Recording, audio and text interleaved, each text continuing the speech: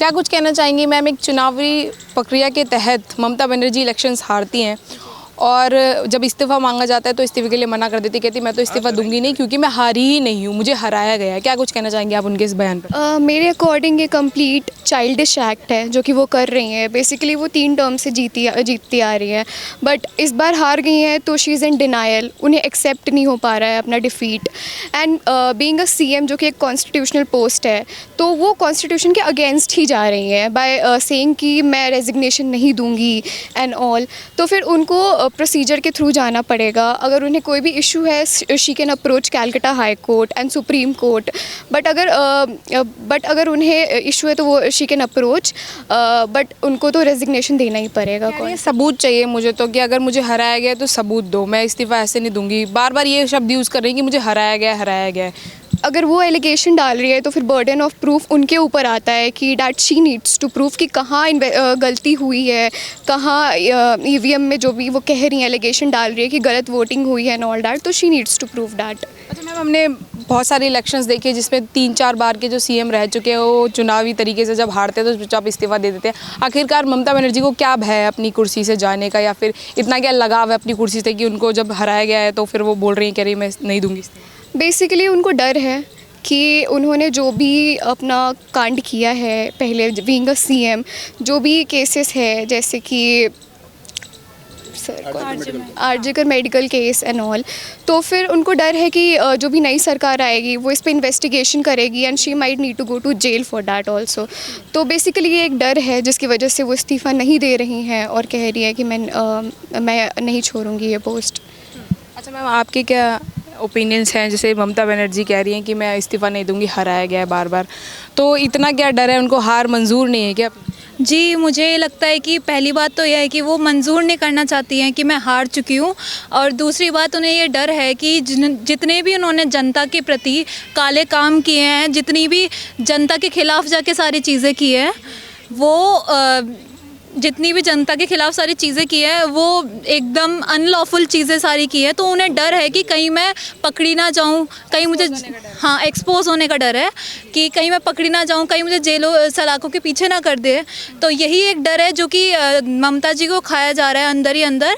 और दूसरी चीज़ ये है कि जब किसी के पास पोस्ट होती है कुछ, तो वो हर चीज़ कर सकता है, उसके पास एक पावर होती है, तो उसे एक पावर खोने का डर है कि कहीं मैं ये पावर ना खो दूँ और सारे उसके काले चिट्टे जितने भी पीछे रह चुके हैं वो खुल ना जाएं। राज्यपाल के पास भी पावर होती है कि अगर सीएम जानबूझ के मतलब इस्तीफ़ा नहीं दे रहा है तो ज़बरदस्ती इस्तीफ़ा लिया जा सकता है उससे, तो इसके ऊपर क्या कहना चाहिए? क्या कुछ कानूनी प्रक्रिया? जी, बेसिकली हमारे कॉन्स्टिट्यूशन ऑफ इंडिया में ये आर्टिकल 164 अंडर 1 सब सेक्शन 1 में ये चीज़ दे रखी है, प्लेजर ऑफ गवर्नर, कि वो ये चीज़ें सारी फॉलो कर सकता है, वो उसे हटा सकता है अगर वो इस्तीफ़ा नहीं देती है तो मतलब ममता बनर्जी जो बार बार बोल रही इस्तीफ़ा नहीं दूंगी, तो ये कुछ मतलब उनके बयान वैलिड नहीं है, मतलब उनके बोलने से कुछ नहीं होगा? जी, वैलिड नहीं है। और दूसरी बात ये है, जो ममता बनर्जी बोल रही है कि बीजेपी ये कर रही है, बीजेपी वो कर रही है, मेरा मानना है बीजेपी की जगह कोई दूसरी पार्टी भी अगर जीतती तो वो यही चीज़ करती। मतलब उनको शांति से जो है एक अपना मतलब बचाव करते हुए उन्हें चुपचाप इस्तीफ़ा दे देना चाहिए और राज्यसभा चले जाए। हाँ जी, क्योंकि ये एक जितने भी फ्यूचर सीएम बनेंगे, जितने भी मंत्री बनेंगे, उनको एक एग्जाम्पल सेट हो जाएगा अगर ममता बनर्जी जीत जाती है और वो अपना इस्तीफ़ा नहीं देती है, तो उनके लिए एक एग्जाम्पल हो जाएगा कि जितने भी सीएम है वो ध्यान ना देके, जनता के ऊपर ध्यान ना देके अपना काम अनलॉफुली करेंगे सारी चीज़ें। आपसे रिव्यू लेना चाहूँगी मैं। ममता बनर्जी बार अड़ी हुई है, चुनाव हारने के बाद अगले दिन प्रेस कॉन्फ्रेंस करती हैं, कहती हैं कि मैं चुनाव नहीं हारी, मतलब बंगाली लैंग्वेज में जो भी है, बोले चुनाव नहीं हारी, वो हराया गया। जी मैम, वो गलत आरोप लगा रही हैं कि हराया गया है, और हराया गया है तो आपके लिए माननीय उच्चतम न्यायालय, कलकत्ता उच्च हाई कोर्ट और सुप्रीम कोर्ट के दरवाजे खुले हैं, और आप पहली बार भी 10 बार आ चुकी हैं अलग अलग समय पे, SIR से लेकर के पोलिंग से लेकर के एन वक्त तक आई थी। 2 मई को भी आई थी, जिसमें स्पेशल बेंच बनाया गया था सैटरडे को, जिसमें जस्टिस जयमाला बाग, चीफ जस्टिस PS नरसिम्हा ने कहा था कि नहीं जी, को काउंटिंग से पहले की काउंटिंग में जो हमारे स्टाफ को रखा जाए, वहाँ भी उनको मुँह की खानी पड़ी। और 11वीं बार भी आप आ जाइए, आपका स्वागत है। पहले आपके चैनल के माध्यम से मैं बंगाल के सभी दर्शकों को धन्यवाद दूंगा कि आपको दूसरी आज़ादी मुबारक हो। पहली बार आप अंग्रेज से 1947 में आज़ाद हुए, दूसरी बार आप अभी आज़ाद हुए TMC से। TMC जैसे जो पार्टी है जो 15 साल तक आपको दबा के रखा, कब्जा करके रखा, और तमाम आप पे जो है हिंसा हुई। 2021 का चुनाव हो, चाहे आरजीकर मेडिकल कॉलेज हो, संदेश खाली महिलाओं के साथ गलत हो, चाहे आरजीकर मेडिकल डॉक्टर के साथ दुष्कर्म हो, और सारी चीज़ें जैसे आईपैक में घोटाला हुआ, सरदा चिटफंड के घोटाले हुए, वो सारे घोटाले से अब ये जनता परेशान हो चुकी थी। और अंडर द करंट जनता ने 92% वोटिंग करके और बीजेपी को एक बहुत एब्सोल्यूट मेजोरिटी दी है 208 सीटों की। तो मैं मानता हूँ कि ममता बनर्जी चाहे दें चाहे ना दे, आर्टिकल 164 जैसे हमारे संविधान के उसमें क्लॉज 1 में लिखा है कि chief minister shall be appointed by the governor and other minister shall be appointed by the aid and advice of the prime minister, chief minister and the pleasure of the governor. Meaning thereby कि वो अगर appoint हो सकती हैं article 164 में governor से, governor इनकी पूरी सरकार को बर्खास्त कर सकती है। 8 तारीख को गवर्नर इनकी सरकार को बर्खास्त करके 9 तारीख को दोनों दल को यानी बीजेपी को भी और टीएमसी को भी बहुमत सिद्ध करने के लिए आहूत करेंगे, बुलाएंगे कि आप अपनी अपनी विधायकों को लिस्ट दीजिए। बीजेपी को पास जो मैंडेट होनी चाहिए उससे बहुत ज़्यादा है 208, और बीजेपी प्रॉपर एब्सोल्यूट मेजोरिटी के साथ अपना चुनाव सरकार बनाने जा रही है।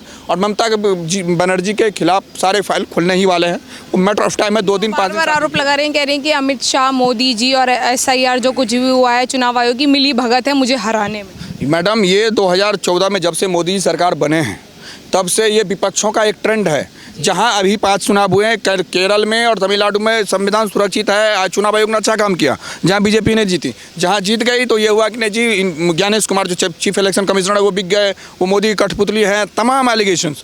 As per law Indian evidence act जो इसको बदल के अब भारतीय साक्ष्य अधिनियम BSA 2023 लिखा गया, बर्डन ऑफ प्रूफ हमेशा उस व्यक्ति पे होता है जो आरोप लगाता है।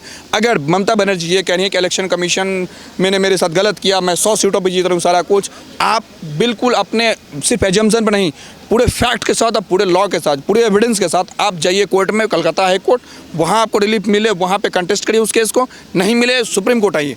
लेकिन एक संवैधानिक तरीके से, वो भी संविधान के अंतर्गत ही, इलेक्शन पिटीशन को आप चैलेंज कर सकती हैं और करना चाहिए। यहाँ पे सरकार एज पर कॉन्स्टिट्यूशन 5 साल के अंदर दूसरी सरकार बन जानी चाहिए। तो 9 तारीख को दूसरी सरकार चुनाव, मतलब जो मुख्यमंत्री बनने जा रहे हैं, मुख्यमंत्री कौन बनेंगे ये बीजेपी का अंदरूनी मामला है। मेरा ये मानना है कि जो क्योस हो रहा है अभी 2-4 दिन की बात है, 48 घंटे की बात गिन के 8 तारीख है, आज 2 तारीख में फोन उठा 6 तारीख है, और 2 दिन का 48 घंटे के अंदर इनको सरकार को बर्खास्त करके नए सरकार को बनाना पड़ेगा। और हमने देखा था कि जैसे ही मतलब इलेक्शंस होते थे, दूसरी पार्टी हार जाती थी तो EVM को रोना होता था कि EVM में गड़बड़ी हुई है, EVM में गड़बड़ी हुई है। ममता बनर्जी पहला एग्जाम्पल है जो बोल रही है मैं हारी ही नहीं हूँ, इस्तीफा ही नहीं दूंगी।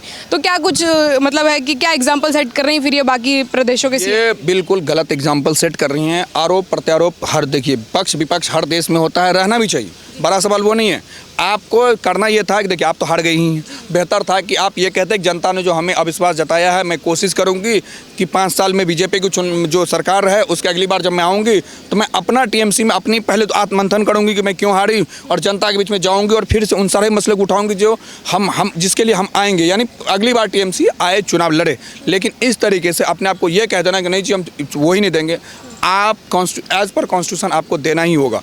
आपका बेहतर रास्ता ही था। मैं अगर उनका वकील होता तो मैं यही कहता, मैडम आपको तो रिज़ाइन, आपकी सरकार वैसे ही बर्खास्त हो रही है, बेहतर है कि आप 2 दिन के अंदर आप अपना इस्तीफा हंसते हंसते दीजिए और जनता से माफ़ी मांगे कि ठीक है जनता ने जो हम पे विश्वास जताया और हमें अभी सत्ता से बाहर रखा, हम आत्ममंथन करेंगे और हम जनता में इतना विकास करेंगे कि फिर जनता हमें चुन के लाएगी। बेहतर ये तरीका था। सर मैं आपकी तरफ, मैं ममता बनर्जी के सवाल से पहले एक सवाल लेना चाहूँगी। चुनाव बीजेपी जीतते ही हमने एक वीडियो वायरल सोशल मीडिया पे देखा जिसमें एक विशेष समुदाय के लोग जो है भारी मात्रा में ट्रेन पकड़ते हुए जो है रवाना होते हुए दिखाई दे रहे हैं। क्या समझे कि उनको डर है कि अब बीजेपी आ चुकी है तो जो भी घुसपैठी हैं उनका अब यहाँ से रवाना होना निश्चित है? देखिए, मैं मानता हूं कि ऐसे कोई भी व्यक्ति जो अराजक तत्व हैं, जो इस देश में इल्लीगल तौर पर घुस आए हैं, जो अवैध घुसपैठिए हैं, उनको ये देश तत्काल प्रभाव से छोड़कर चले जाना चाहिए, क्योंकि ये बीजेपी की सरकार नहीं, ये हिंदुत्व की सरकार है। और ऐसे लोग जो इस देश में आकर गलत तरीके से बसकर यहाँ की बहन बेटियों के साथ दुर्व्यवहार कर रहे हैं, ऐसे लोग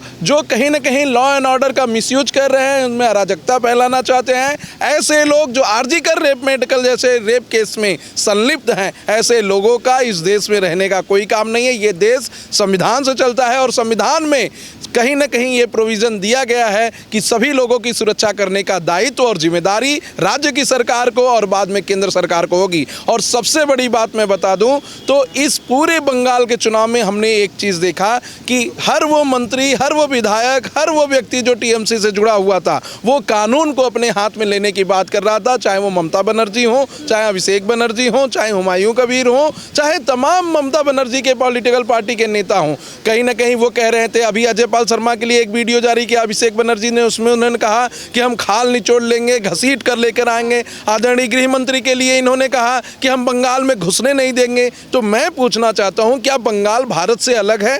क्या बंगाल अपने आप में एक देश है, वो भारत का भाग नहीं है? ये बहुत ही गलत ट्रेंड सेट किया जा रहा है इस देश में। ये सब चीज़ें बंद होनी चाहिए। इस देश के संवैधानिक ढांचों पर विश्वास रखना चाहिए। और जो लोग बांग्लादेश के हैं, भारत में अवैध तरीके से रह रहे हैं, उनसे भी मेरा कहना है कि भारत ही एक ऐसा देश है जो 1971 में आपको एक स्वतंत्र रूप से एक देश प्रदान किया था, और उस समय 1 लाख से ऊपर शरणार्थी भारत के अंदर आकर बसे थे। उनका हम प्रोटेक्शन करते हैं। लेकिन अगर अवैध तरीके से कोई यहाँ पे बसना चाहेगा तो उनको कहीं से भी भारतीय नागरिक किसी भी अधिकारों को देने के लिए आगे नहीं बढ़ेंगे। ऑनरेबल सुप्रीम कोर्ट ने कहा है कि हम ऐसे अवैध घुसपैठियों के लिए रेड कारपेट नहीं बिछा सकते जो इल्लीगल तौर पर हमारे देश में घुस आए हैं। हम रिफ्यूजीज का समर्थन करते हैं, सम्मान करते हैं, लेकिन अवैध घुसपैठियों का कभी समर्थन नहीं करेंगे। ये वो लोग हैं जो आएंगे, अराजकता करेंगे और अपने देश चले जाएंगे। सर, ममता बनर्जी बोल रही है कि इस्तीफा नहीं दूंगी क्योंकि मुझे हराया गया है, मैं हारी नहीं हूँ, इस तरीके से बोल रही हैं। तो क्या कुछ कहना चाहेंगे, मतलब शांतिपूर्वक को इस्तीफा देने से मतलब इनकार कर?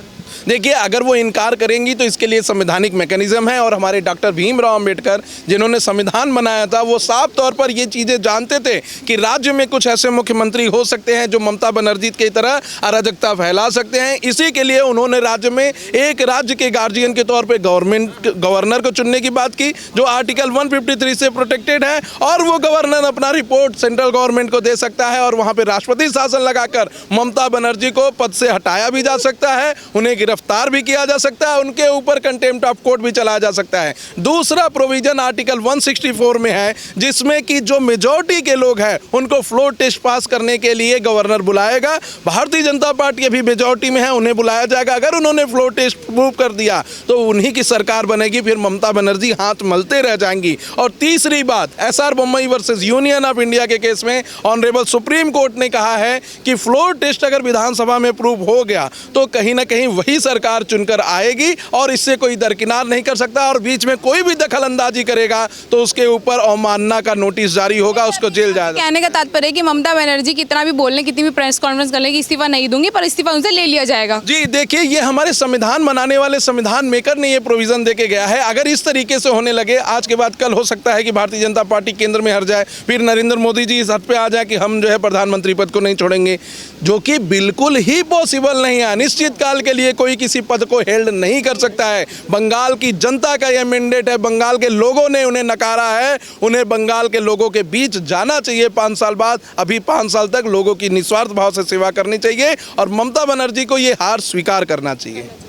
आपकी क्या रिव्यूज़ हैं? ममता बनर्जी इस्तीफा देने से इनकार कर रही हैं, क्या? हाँ, ये ममता बनर्जी की एक बौखलाहट है, जो कि वो अपने काले चिट्ठे छिपाने की कोशिश कर रही हैं, जो पिछले 15 सालों से उन्होंने करा है। बाकी मैं ये मानता हूँ रूल ऑफ लॉ फॉलो करना चाहिए उनको भी। ये मुख्यमंत्री रही हैं 15 साल तक, तो अपने जो भी अपने इन्होंने काले चिट्ठे किए हैं उनको ये दबाने की कोशिश कर रही हैं, और कुछ नहीं है। ये अनिश्चित काल तक नहीं। तो इतने टाइम तक एक संवैधानिक पद पर रही हैं, क्या वो कानून नहीं समझती? क्या वो प्रोसीजर नहीं समझती कि कानून में क्या प्रक्रिया है कि हारने के बाद जो चुपचाप इस्तीफा दे देना सही होता है? जी, वो ये सब बिल्कुल समझती हैं, बट वो जो उन्होंने काले घोटाले करे हैं पिछले अपने 15 सालों में, तो उन सबको छिपाने की प्रयास है इनका, बट ये छिपेगा नहीं। और जो अभी नई बीजेपी की सरकार आ रही है, वो इन सब फाइलों को वापस से खोलेगा, और कहीं ना कहीं इन्हें ये लग रहा है कि अब हमें जेल भी जाना पड़ेगा। तो इस चक्कर में ये अपने आप को बचाने की प्रयास कर रही हैं, और कुछ नहीं। बस ये है कि 48 घंटे हैं इनके पास, जो कि ये 48 घंटे तक अपना जो भी हटपना है ये बना के रखेंगी। बाकी 9 तारीख को शपथ ग्रहण हो जाएगा, और जो भी बीजेपी की मुख्यमंत्री बनेंगे वो अपना शपथ ले लेंगे 9 तारीख।